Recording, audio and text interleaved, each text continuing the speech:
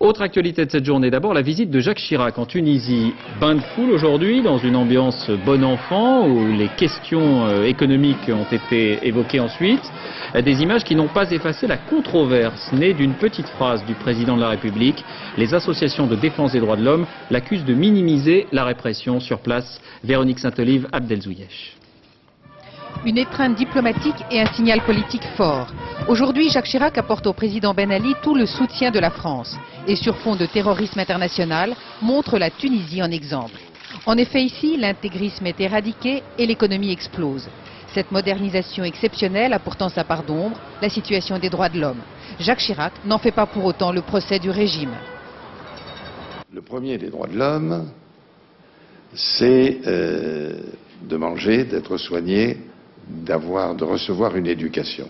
De ce point de vue, il faut bien reconnaître que la Tunisie est très en avance.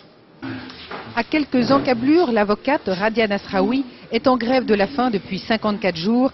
Elle proteste contre le harcèlement policier dont elle serait victime. Pourquoi on vient dire aux Tunisiens qu'ils doivent manger et se taire?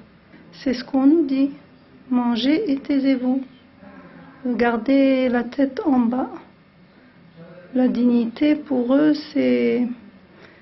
ça passe au dernier plan. Mais le président de la République informé tient à son tour à faire une mise au point. Les droits de l'homme, c'est quelque chose qu'on ne peut pas, de mon point de vue, discuter. Toute autre appréciation est quelque chose d'injuste.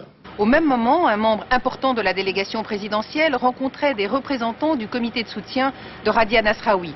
Une façon pour Jacques Chirac de prouver que s'il salue la réussite de la Tunisie, il ne veut en aucune façon minimiser les atteintes aux droits de l'homme.